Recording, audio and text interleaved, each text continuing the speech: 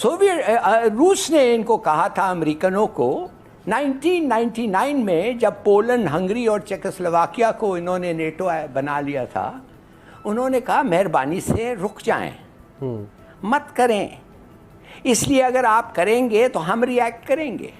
अमेरिकनों का जवाब था ओके, नहीं करते। फिर 2004 में उन्होंने जाके Bulgaria, Estonia, Lithuania, Romania, Slovakia और स्लोवेनिया को बना दिया मेंबर्स। भाग भाग के रूस गया, भाग भाग के पुतिन के लोग हैं, भाई आपने तो वादा किया था आप नहीं कहेंगे। पता आपको क्या जवाब था? जवाब ये था कि किधर हमने लिख के दिया था तुम्हें। सही। अच्छा जी, फिर भी कुछ नहीं किया। फिर 2009 में अल्बानिया और क्रोएशिया को ले लिया नेटो मेंबर्स। फिर गया पुतिन, अरे क्या कर रहे हैं आप, क्या हम आपको लिख के दिया था?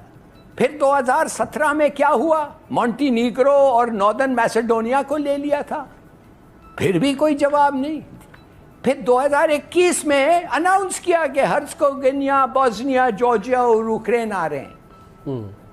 तो थोड़ा सा आप अपने लोग जो देखते हैं ना टेलीविज़न, उनको एक हिस्टोरिकल पर्सपेक्टिव में बताएं किसका कसूर है।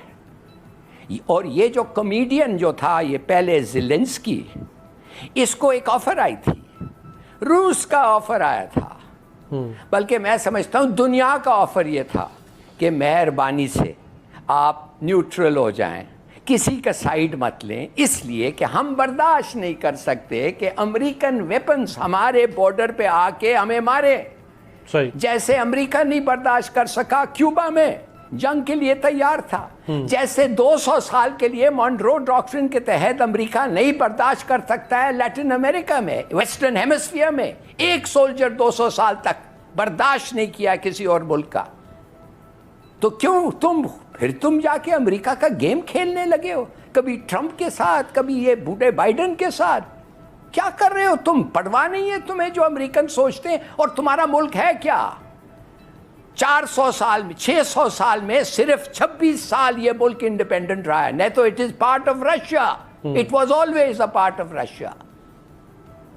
और आधा तो 60% या 50% तो लोग ईस्टर्न यूक्रेन में रशियंस हैं, उनको तो आप, और दूसरे यूक्रेन है। उधर पार्टीशन अगर हो जाए, अगर वो आधा कहें कि हम अलग होना चाहते हैं, तो इसके माने Russian and American forces eyeball to eyeball खड़े होंगे। सही। यार ये काफ़ी नहीं है जो आपने 17 मुल्कों को ले लिया है। ये जो दिस किस्म की जो आप प्रोजेक्ट कर रहे हैं कि ये सब कसूर है रशिया का, ये एक बड़ा डेंजरस है। इसका लगता है कि पाकिस्तान का मीडिया और पिट्ठू बन गए अमेरिकनों के, हम उनका प्रोजेक्ट कर रहे हैं। क्यों?